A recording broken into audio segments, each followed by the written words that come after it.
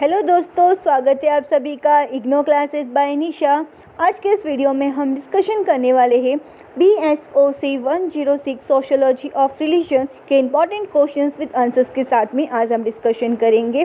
तो ये important with answers ये पूरे तरीके से जो आपके कम से कम 8 साल के जो BSOC 106 के प्रीवियस क्वेश्चन पेपर है 8 साल के, जिसमें से कौन कौन से टॉपिक एग्जाम में बार बार पूछे गए हैं और कौन कौन से क्वेश्चन जो बार बार रिपीटेड हो चुके हैं, मीन्स इसकी संभावना है कि आपके जून 2025 के पेपर में या दिसंबर 2025 के पेपर में ये क्वेश्चंस आपको आएंगे। इससे बाहर आपके अलावा एग्जाम में कुछ क्वेश्चंस नहीं आने वाले हैं। ये पूरी तरीके से 8 साल के जो पेपर है उसको एनालाइज करके एक एक चीज़ को मैंने आपको ये कम से कम क्वेश्चंस प्रोवाइड किए गए हैं, जो कि टोटल 15 क्वेश्चंस है। आपको ये वीडियो स्टार्टिंग से लेके एंडिंग तक देखना है, एक भी आपको स्किप नहीं करना है। जितने मैंने आपको क्वेश्चंस इसमें प्रोवाइड किए हैं 15 क्वेश्चन, तो आपको इतने प्रिपेयर करके जाने हैं। इसके अलावा आपको कुछ प्रिपेयर नहीं करना है। BSOC 106 के लिए बस आपको इतना ही प्रिपेयर करना है और इतने में आप 90+ मार्क्स आप इजीली स्कोर कर सकोगे। तो आइए हम फर्स्ट देखते हैं। जो हमारा फर्स्ट क्वेश्चन है, explain the relationship between religious ethic and economic. First हमें रिलेशनशिप मतलब रिलेशन बताना है किस किस के बीच में, रिलीजियस एथिक और इकोनॉमिक, इन दोनों के बीच में एक दूसरे के साथ में क्या रिलेशनशिप है ये एक्सप्लेन करना है। तो relationship between religious and ethic and economic क्या है, कॉम्प्लेक्स है, साथ साथ में क्या है ये डीपली इंटरकनेक्टेड है। और रिलीजियस बिलीव और मॉरल वैल्यूज़ क्या इन्फ्लुएंस करती है किसको, इकोनॉमिक बिहेवियर को, साथ साथ में शेपिंग करती है कि कैसे पीपल इंगेज होते हैं लोग किस किस में, ट्रेड में, लेबर, इन्वेस्टमेंट और वेल्थ डिस्ट्रीब्यूशन में। तो ये तो एक छोटा सा कॉन्सेप्ट हो गया, ठीक है। अब इसका रिलेशनशिप कौन कौन सा है, जैसे कि फर्स्ट पॉइंट आता है work ethic and productivity, second आता है वेल्थ एंड मॉरलिटी। मैं आपको इसमें थोड़ा सा ऊपर ऊपर से कॉन्सेप्ट एक्सप्लेन करने वाली हूँ। अलग से मैं आपको BSOC 106 के अलग से मैं आपको पूरे चैप्टर का एक एक मतलब यूनिट को आपको मैं डिटेल में समझा के देने वाली हूँ, जिसमें कि मैं आपको BSOC 106 के आपको पूरी सीरीज स्टार्ट करने वाली हूँ, जिसमें कि आपको मैं फुल सब्जेक्ट में आपका एक एक डिटेल टॉपिक को मैं आपको कवर करके मैं आपको प्रोवाइड करूँगी। तो आज के इस वीडियो में हम सिर्फ ऊपर ऊपर से डिस्कशन कर रहे हैं BSOC का क्वेश्चन विद आंसर्स के साथ में, तो जिसमें कि हमने इसमें देखा कि रिलेशनशिप बिटवीन रिलीजियस एथिक और इकोनॉमिक का क्या कॉन्सेप्ट होता है। अभी इसमें कौन कौन से स्टेप दिए गए हैं, जैसे कि वर्क एथिक है और प्रोडक्टिविटी है। उसके बाद में सेकंड दिया है वेल्थ और मॉरलिटी से रिलेटेड है। थर्ड क्या है, economic justice and social responsibility. फिर उसके बाद में फोर्थ आता है market regulations, ethical business practice हो गया। फिफ्थ क्या है, consumer behaviour and economic decisions making. फिर उसके बाद में सिक्स आता है governance and economic policies. Last में कंक्लूज़न। हर एक आंसर्स के अंदर आपको लास्ट में कंक्लूज़न लिखना है। मैं आपको हमेशा हर एक वीडियो में मैं आपको एक्सप्लेन करती आई हूँ कि आपको अपने आंसर्स को कंक्लूज़न के साथ में ही एंडिंग करना है। तो हर एक आपको कंक्लूज़न लिखना है, जैसे कि बहुत सारे लोगों को डाउट आता है, जैसे कि मैं हर वीडियो में आपको बताती हूँ कंक्लूज़न इतना मुश्किल नहीं होता है। वैसे तो आपको क्या समरी भी लिख सकते हो या आपने जो कॉन्सेप्ट एक्सप्लेन किया हो या एक्सप्लेन करते हो, जैसे कि इंट्रोडक्शन में, जिसमें कि मैं आपको ये दिखाती हूँ। ये वाला देखिए, रिलीजियस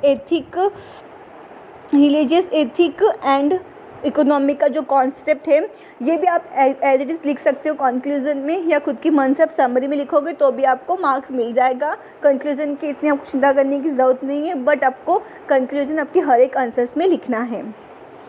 सेकेंड क्वेश्चन, एक्सप्लेन करना है फैक्टर्स जिस पे रिलेशनशिप बिटवीन और पॉलिटिक्स के एक दूसरे पे डिपेंडेंट है।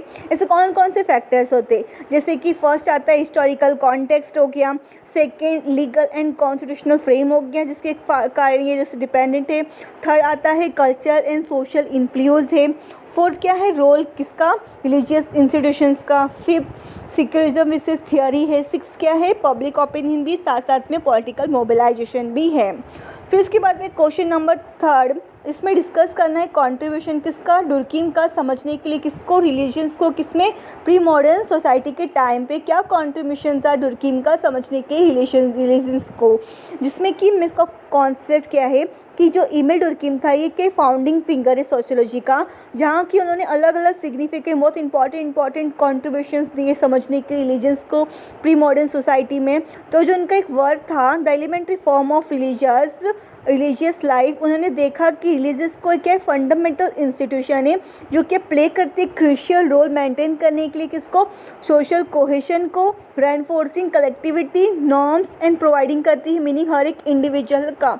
अभी कुछ कौन से कंट्रीब्यूशन है डुर्कीम की, जैसे कि फर्स्ट आता है उन्होंने स्टडी किया था किसके अंदर, रिलीजियंस प्री मॉडर्न सोसाइटी में। इसमें कि फर्स्ट क्या है, रिलीजियंस को क्या माना गया, हैज़ ए सोशल फिनोमेना माना गया। सेकंड क्या, सैक्रेड एंड प्रोफेन डिक्टोनॉमी कहा है। थर्ड क्या है, टोटेमिज्म्स एंड द ओरिजिन रिलीजन्स का। फिर फिफ्थ आता है religious and function of religious rituals. फिर इसके बाद में क्वेश्चन नंबर 4 एक्सप्लेन करना है सोशल कंडीशन जिसके कारण क्या भक्ति मूवमेंट राइज होता है इंडिया के अंदर। कैसे भक्ति मूवमेंट मीन्स राइज होता है, तो भक्ति मूवमेंट क्या है, एक इमर्ज कब हुआ था, कब एक मतलब इमर्ज हुआ था, ये कब आया था इंडिया में, मतलब पीरियड ये था बिटवीन 7 से लेके 17th सेंचुरी के बीच का पीरियड था, जहाँ की बहुत सारे मतलब सवल चेंज वगैरह जैसे कि social religious and political condition उस टाइम पे हुए थे। तो ये मूवमेंट था, ये एम्फेसाइज करता है पर्सनल डिवोशन किसके प्रति, डाइविनिटी, और रिजेक्ट करता है किसको, रिजिड रिचुअल और कास्ट बेस्ड डिस्क्रिप्शन में, जिसमें कि सोशल कंडीशन किस किस के कारण हुए, जैसे कि रिजिड कास्ट सिस्टम के कारण, फिर इसके बाद में जो ब्राह्मणियल ऑर्थोडॉक्स रिचुअल्स इसके कारण। थर्ड आता है इन्फ्लुएंस हुआ था किसका मतलब ज़्यादा प्रभाव किसका हुआ था, बुद्धिज़्म एंड जैनिज़्म का हुआ था। फिर इस्लामिक का भी इन्फ्लुएंस हुआ था, साथ साथ सूफी ट्रेडिशंस का भी हुआ था। फिर कुछ पॉलिटिकल चेंजेस वगैरह हुए थे। 6 पॉइंट आते हैं कि इसमें रिलीजियस फॉर्क्यूलर लिटरेचर और ओरल ट्रेडिशंस वगैरह भी हुए थे, जहाँ की भक्ति पॉइंट जैसे कि तुलसीदास, सूरदास, मीराबाई, ये सभी ने मतलब इंपॉर्टेंट रोल प्ले किए हैं। इसके बाद में 7th आता है इकोनॉमिक एंड अर्बन ग्रोथ। तो ये सब तो क्या है, कंडीशन थे जिसके कारण क्या भक्ति मूवमेंट अराइज हुआ था इंडिया में। फिर इसके बाद में क्वेश्चन नंबर 5 डिस्कस करना है व्यू किसका, टाइलर का, साथ साथ में फ्रेजर का, डुर्कीम का, किससे रिलेटेड, फर्स्ट मैजिक से रिलेटेड, साइंस से रिलेटेड एंड रिलीजियस से रिलेटेड। इन सभी को व्यू बताना है किस किस का, ट्रेलर का, फ्रेजर का और डुर्कीम का।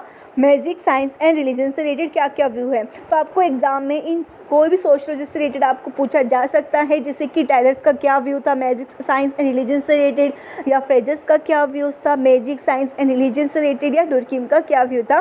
तो आपको इसमें से कोई भी पूछा जा सकता है। तो इसमें कि फर्स्ट क्या है, जो फर्स्ट हमें बता रहे हैं किसके बारे में, टेलर्स का क्या व्यू था, साथ साथ में कुछ स्टार्टिंग के कॉन्सेप्ट दिए गए हैं। ठीक है, इसमें कि फर्स्ट पॉइंट जो इरविटेबल का पॉइंट जो पीरियड था कौन कौन से बीच में था, ये 1832 से लेकर 1970 के पीरियड के बीच में था। और जेमस का कौन से पीरियड के बीच में था, ये 1854 से लेकर 1941 के बीच का पीरियड था। और थर्ड आता है इमिल डुर्कीम का कौन सा पीरियड था, 1858 से लेकर 1970 का टाइमिंग था। तो इन तीनों का मतलब आर्ग्यू करना है कि दोनों ने मतलब तीनों साइंटिस्ट ने क्या क्या व्यू बताया था मैजिक्स के बारे में, साइंस के बारे में और रिलीजियस के बारे में, इसमें डिस्कस करना है आपको। अगर हो सके तो इसके अंदर कुछ एग्जांपल्स डालने की कोशिश करना या कुछ डायग्राम्स वगैरह की, इसमें जो मैंने आपको प्रोवाइड किया अगर आप ये भी एग्जाम में लिखोगे तो भी आपको अच्छा खासा मार्क्स मिल जाएगा। तो आप एज इट इज लिखोगे तो भी आपको मार्क्स मिल जाएगा। अगर आप चाहते हो कि इसमें कुछ और ऐड करना है तो आप खुद से भी ऐड कर सकते हो। फिर इसके बाद में क्वेश्चन नंबर 6 में एक्सप्लेन करना है कि सेक्रेड का मीनिंग क्या होता है, मिथ का और रिचुअल का क्या मीनिंग होता है। जिसमें कि फर्स्ट अगर हम कॉन्सेप्ट की बात करें, इसका सेक्रेड का मीन्स क्या होता है, रेफर करता है एनीथिंग जिसकी किसकी रिगार्डिंग, रेफरेंस के ओ रेस्पेक्ट जो लिंकेड है किसके साथ, डिवाइन, सुपर नेशनल पावर या अल्टीमेट ट्रूथ से जो रिलेटेड होता है। जिसमें कि कुछ एग्जांपल देखिए, प्लेसेस कौन कौन से हो गए, टेम्पल्स हो गए, चर्चेस हो गए, ये कुछ चीज़ें हैं जो कि पवित्र मानी जाती है। अगर ऑब्जेक्ट्स की अगर हम बात करें जैसे कि गीता हो गई, बाइबल, ये सब क्या होली बुक्स वगैरह जो भी क्या है पवित्र बुक मानी जाती है। अगर इंसान में अगर हम बात करें पवित्र, जिसमें मतलब अच्छे पवित्र वगैरह जिसमें कि संत वगैरह, तो ये सब क्या है स्कैकर्स मीन पवित्र से रिलेटेड है। मिथ मीन्स अगर कोई मिथ मीन्स होता है कोई भी चीज़ों से रिलेटेड, हमें किसी चीज़ से ट्रेडिशनल हो या रिलीजियस से रिलेटेड किसी चीज़ का मिथ्स वगैरह होता है तो उसे वो क्या कहा जाता है, मिथ कहा जाता है। जैसे कि हर एक रिलीजन्स का अपने अलग अलग नियम रीति रिवाज होते हैं, तो हर मतलब जो रिलीजन्स के लोग हैं वो क्या है अपने अपने रिलीजन्स के मिथ्स वगैरह जिस रिलेटेड हो गए वो सब चीज़ें फॉलो करते हैं। जैसे कि अगर हम सिंपल से अगर अपने हिंदुइज़म्स की अगर हम बात करते हैं तो हिंदू में क्या होता है, जैसे कि थर्सडे के दिन कहते हैं ना कि बाल वगैरह नहीं काटना चाहिए या बाल नहीं धोना चाहिए, ऐसे कुछ नियम जो ऑलरेडी हमें बताए गए हैं हमारे एंसेस्टर या मम्मी पापा के थ्रू। तो ये कुछ ऐसे नियम है, एक प्रकार का क्या एक मिथ है, हमें ऑलरेडी इसका पीछे की जानकारी तो हमें पता नहीं है, बट हमारे जो बड़े लोग हैं, हमारे मम्मी पापा जो है वो सब फॉलो करते आ रहे हैं, तो हम हिंदू भी क्या है इन सब चीज़ों को फॉलो करते हैं। तो मीन्स एक प्रकार का क्या हो गया, ये मिथ हो गया। तो हर एक रिलीजन्स में अलग अलग टाइप्स के मिथ होते जैसे कि इस्लाम हो, हिंदुज़म हो या सिखिज़म या बुद्धिज़्म, कोई भी हो, हर एक रिलीजन्स में क्या है अपने अपने अलग अलग प्रकार के मिथ्स वगैरह होते हैं। फिर उसके बाद में थर्ड आता है रिचुअल। अलग अलग रिलीजन्स के, अलग अलग कास्ट के, सबके क्या अपनी अपनी रीति रिवाज होते हैं, परंपरा सबके इतने अलग अलग होते हैं। फिर उसके बाद में क्वेश्चन नंबर 7, इसमें डिस्कस करना क्या क्या इंपॉर्टेंस है, सिग्निफिकेंस है किसके मिथ्स के, साथ साथ में रिचुअल्स के क्या क्या इसके इंपॉर्टेंस है। तो दोनों मिथ्स और जो रिचुअल है दोनों क्या एक दूसरे से क्या है इंटर रिलेटेड है, मीन्स दोनों के प्ले करते हैं शेप करने की सोसाइटी को बनाने के लिए, जहाँ वो क्या है एनफोर्स करते हैं कल्चर के वैल्यूज़ को, सोशल नॉर्म्स को और कल्चरल आइडेंटिटीज़ को। तो कौन कौन से इसके इंपॉर्टेंस और सोशल सिग्निफिकेंस है मिथ के और रिचुअल के, जैसे कि प्रिजर्व करता है कल्चर आइडेंटिटी, सेकेंड ये एक्सप्लेन करता है वर्ल्ड और ह्यूमन की एग्जिस्टेंस को, थर्ड क्या स्ट्रेंथन करता है हमें सोशल कोहेशंस को, साथ साथ में फोर्थ क्या है लेजिटिमेसी करता है अथॉरिटी को और सोशल स्ट्रक्चर्स को, फिफ्थ आता है गाइड करता है हमारे कौन कौन से मॉरल वैल्यू से, एथिक वैल्यू से, साथ साथ में क्वेश्चन नंबर 6 क्या है coping with the change and crisis. तो ये तो कुछ मिथ्स वगैरह जो कि रिलेटेड मतलब सिग्निफिकेंस है मिथ्स के साथ साथ में रिचुअल्स के। अगर आप देखोगे जो मिथ्स और रिचुअल एक दूसरे से कनेक्टेड है, क्योंकि मिथ है तो हमारा कुछ मतलब रिचुअल्स भी है ना कि परंपरा को रीति रिवाज भी हमारे उस चीज़ से रिलेटेड है। फिर उसके बाद में क्वेश्चन नंबर 8 डिस्कस करना है सिग्निफिकेंसेस किसका, रिलीजियस का सोसाइटी के अंदर क्या क्या इंपॉर्टेंस है, सोसाइटी में क्या क्या इसका इंपॉर्टेंस दिया गया है। तो रिलीजियस क्या एक प्ले करते हैं, बहुत ज़्यादा इंपॉर्टेंट रोल प्ले करता है और सोसाइटी के अंदर किस किस के थ्रू, चाहे वो हिस्ट्री हो या इन्फ्लुएंस करता हो कल्चर्स को, लॉज को, एथिक या सोशल स्ट्रक्चर्स को। तो मतलब रिलीजियस के क्या अलग अलग ही प्रकार के क्या इंपॉर्टेंट रोल प्ले करता है सोसाइटी के अंदर। तो कुछ ऐसे इंपॉर्टेंट कौन कौन से हो सकते हैं, जैसे कि फर्स्ट है मोरल होगा या ethical foundation, second social cohesion या आइडेंटिटी, थर्ड बोला गया है psychological and emotional support, fourth education and knowledge, fifth क्या आता है पॉलिटिकल एंड लीगल इन्फ्लुएंस, फिर at art music and literature, ये भी रिलीजन्स के पार्ट है, सेवंथ कॉन्फ्लिक्ट एंड डिविजन्स, फिर चैरिटेबल एंड ह्यूमैनिटेरियंस वर्क हो गया, फिर लास्ट में कंक्लूजन। तो ये तो कुछ सोशल सिग्निफिकेंस है, इसमें सोशल सिग्निफिकेंस के बारे में बताया है रिलीजन्स का सोसाइटी के अंदर क्या है।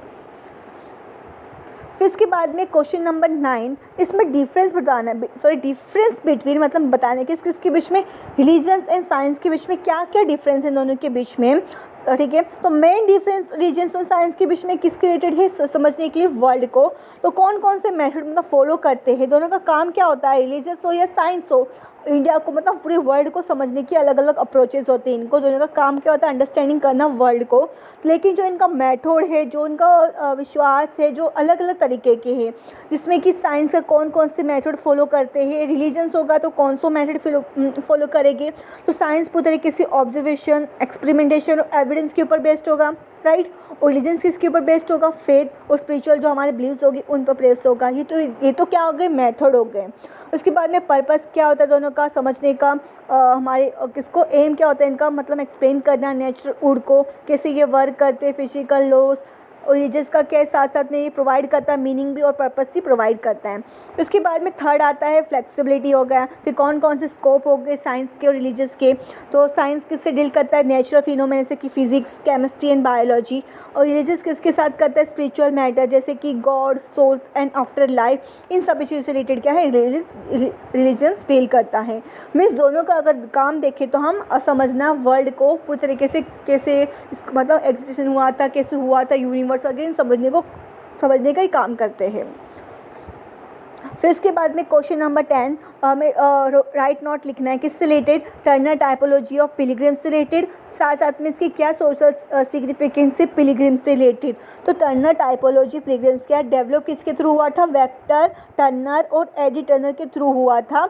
Is rooted in their broad theory of ritual and social structure. इन्होंने एनालाइज किया था पिलग्रिम को कौन से रूप में, हैज़ लिमिनल प्रोसेस, जो मीनिंग होता है इन्वॉल्व करता है ट्रांजिशन किसका, एक स्टेट से लेकर अदर तक, कुछ ऐसे सिमिलर राइट्स पेसेस वगैरह होते हैं। इसमें कि टर्नर टाइपोलॉजी और पिलग्रिम्स ने क्या बताया है कि टर्नर ने कैटेगराइज किया अलग अलग कि पिलग्रिम्स को क्या माना गया है, हैज़ ए लिमोनाइड एक्सपीरियंस, जहाँ की इंडिविजुअल बियॉन्ड द स्ट्रक्चर्स, जितनी भी एवरीडे लाइफ है किसके अंदर स्पेशल और स्कैट जर्नी।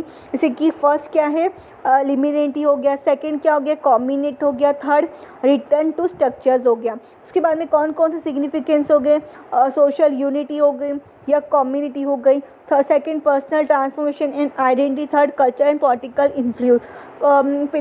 पिलग्रिम्स मीन्स कोई भी अगर मुसलमान में सकते अलग अलग पिलग्रिम्स, कोई भी मतलब जगह पे जा रहे हो, कोई पवित्र टेंपल वगैरह विजिट कर रहे हो, अलग अलग जगह पे आप वेकेशन मतलब एक प्रकार के मतलब हर एक गॉड के मतलब भगवान के टेंपल्स वगैरह विजिट करते हो, तो एक प्रकार का पिलग्रिम्स है, ठीक है। फिर उसके बाद में क्वेश्चन नंबर 11, रिलीजियस फेस्टिवल क्या होता है, एक्सप्लेन करना है सोशल सिग्निफिकेंस किसके, रिलीजियस का फेस्टिवल के अंदर क्या क्या फेस्टिवल क्या क्या सोशल सिग्निफिकेंस क्या क्या इंपॉर्टेंस है रिलीजियस फेस्टिवल का। तो रिलीजियस फेस्टिवल क्या स्पेशल डे है, साथ साथ में पीरियड सेलिब्रेशन किया जाता है, इसको ऑब्जर्व किया जाता है अलग अलग डिफरेंट रिलीजियस कम्युनिटीज़ में। साथ साथ में ये क्या फेस्टिवल क्या हिस्टोरिकल स्पिरिचुअल भी साथ साथ कल्चर्स की इंपॉर्टेंस भी है, जैसे कि rituals, prayer, feasting, fasting and other traditional practice. अगर हम बात करें एग्जाम्पल की क्रिश्चियनिटी में क्या है ईद, इस्लाम किसके अंदर है, इस्लाम में कौन सा जो रिलीजियस में फेस्टिवल्स माना गया, जैसे कि ईद एल फितर माना गया, दिवाली हिंदुज़म में, वैशाख बुद्धिज़्म में। उसके बाद में कौन कौन से सोशल सिग्निफिकेंस हो गए रिलीजियस फेस्टिवल के, ये प्रमोट करता है यूनिटी को, साथ साथ एक दूसरे के सोशल बॉन्डिंग क्रिएट करता है, फिर ये इनक्रेज करता है कि हमारी कल्चरल पर्सपेक्टिव्स को, साथ साथ में ये फोस्टर करता है चैरिटी को और कंपैशंस को, साथ साथ में क्या है एनहांस भी करता है हमारे सोशल हार्मोनी को। फिर उसके बाद में क्वेश्चन नंबर 12 में डिस्कस करना है सोशल कंडीशन जिसके कारण आर्यन समाज हुआ था, ठीक है।